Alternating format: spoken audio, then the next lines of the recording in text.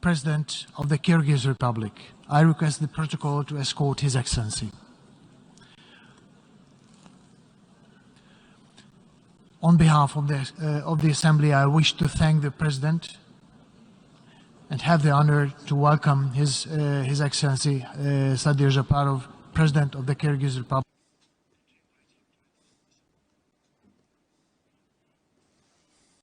Dear Mr. President, distinguished heads of delegations, dear Secretary General, I would like to sincerely congratulate the brotherly Hungary on the election of its High Representative as the President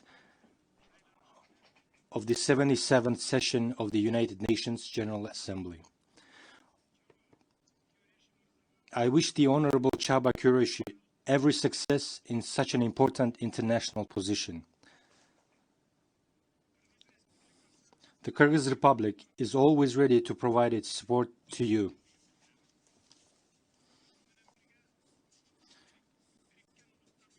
At the same time, I would like to thank Mr. Abdullah Shahid, the President of the previous session of the UN General Assembly, for his hard work during the difficult times for the world community, as well as for supporting the international initiatives of our country.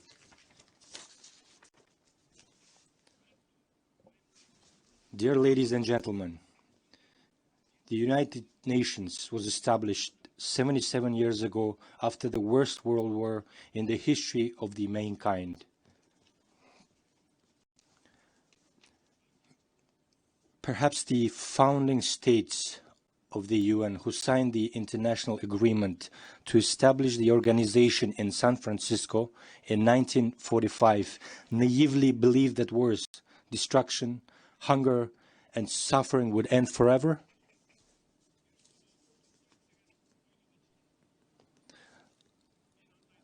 I don't think so. Success can always be achieved if there is a mutual understanding that disputes and disagreements must be resolved in a spirit of good faith and compromise. In the history of UN, there have been many important victories and successes. Although conflicts occur with varying degrees of severity in different regions of the world, the UN has played an important unifying role as a moral authority in maintaining peace and security and providing for people's needs and wants.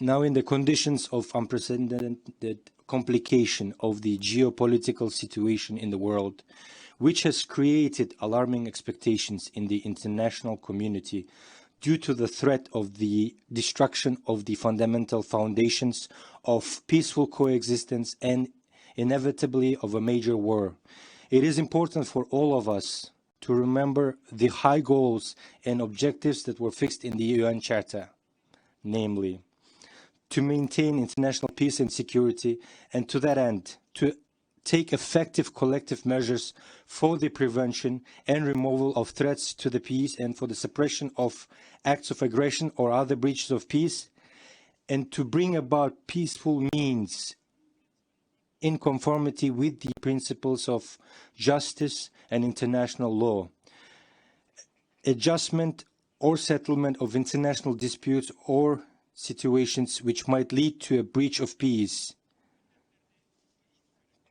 to develop a friendly relation among the nations based on the principles of equal rights and self-determination. Ever since our country became a state, we have consistently, strictly followed the UN Charter and have been fulfilling our duties in good faith. This March marked the exactly 30 years since our country joined the United Nations. And recently, on August 31st, we celebrated the 31st anniversary of the independence of the Kyrgyz Republic. We always strive to resolve our international disputes by peaceful means. In international relations, we always refrain from the threat or use of force as against the territorial integrity or political independence of any state. Looking back at the thorny path passed by our country, we highly appreciate the multifaceted contribution of the UN to the formation of Kyrgyzstan as an independent and sovereign state, an equal and responsible member of the international community. Our people will never forget the support and assistance of the UN family in the formation of political, public, and civil institutions, the strengthening of democracy, and the development of market economy. On behalf of our generous people and on my own behalf, I express my gratitude to all the leaders and the staff of UN system who sincerely and selflessly helped us to realize the century-old dream of Kyrgyz people to create their own independent state. Thank you very much. Dear Mr. President, taking this opportunity, I would like to present to the world community from this high tribune the actual situation that is developing on the southern borders of our country, taking into account the latest events related to the another aggravation of situation on the Kyrgyz-Tajik border. First, let me briefly touch on the history. The collapse of the Soviet Union in December 1991 paved the way for territorial disputes and border problems. Some of them have not been regulated to this day. If there were more than 20 dispute areas along the entire perimeter of the Soviet-Chinese border, 5 of them were in Kyrgyzstan. I want to proudly remind the world community that we have successfully completed issues of border regulation, first with the Republic of China in 1996, and jointly with the Republic of Kazakhstan at that point of intersection of the state borders or 3 countries in 1999. Then with the Republic of Kazakhstan in 2017. We have now practically completed our joint work and are about to sign the agreement on the state border with the Republic of Uzbekistan.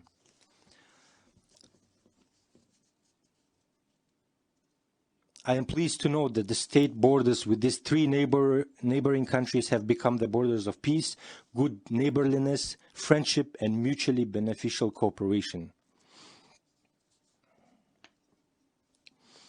With regard to relations with the Republic of Tajikistan, I would like to note the following.